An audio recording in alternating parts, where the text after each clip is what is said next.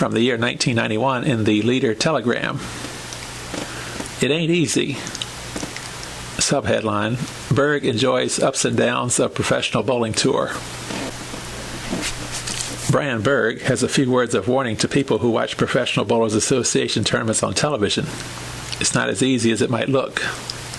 Such thoughts were running through the mind of Berg, a former Menominee resident, when he and some other bowlers who failed to make the cut at a recent PBA tour event strolled into a bar. The finals of the bowling tournament they participated in was on television. We'll hear people around us, they don't recognize us, say, I can beat that guy on TV. He only shot 180. Berg said, well, it's not like that. The lanes are pretty tough out there.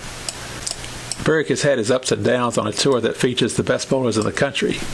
He placed as high as third in the Fresno Open in May, but has missed the earnings cut in several tournaments.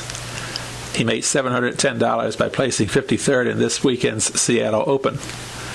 Most City League bowlers have gaudy averages in the 200s on regular lanes, but you don't get much time and opportunity to experiment on the tournament lanes, he said. You've got to be quick to figure out what it's going to take. What it takes, Berg says, is effective equipment and a confident attitude. In local league conditions, you can use any bowling ball you have and figure out a way to strike with it, whether you move your feet or change your angle to your pocket, he said. You can use almost any ball in your arsenal and make it work. It can get pretty easy. That's why people can average over 220 in leagues. But out here, when the tournaments are high scoring, it's not easy with any ball you have. You've got to figure out the exact ball with the right weights in the ball.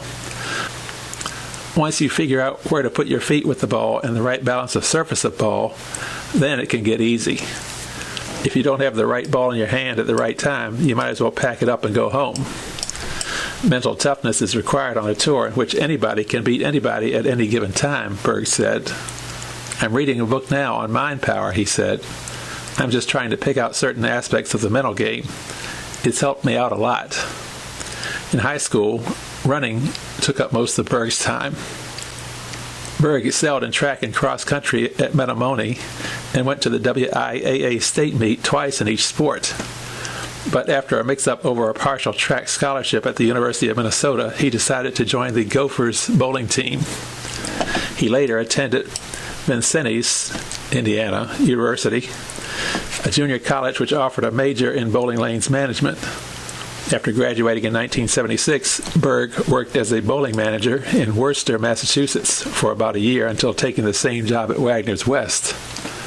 He was one of the better city bowlers in the 1987-88 season, firing the only 300 game in Eau Claire and rolling 6 honor count series.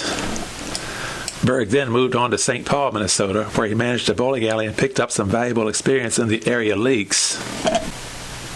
It gave me good, solid tournament experience, he said. It gives you the chance to bowl one-on-one a lot. That's how you learn how to bowl, when you get up in the 10th frame and throw a few strikes to win.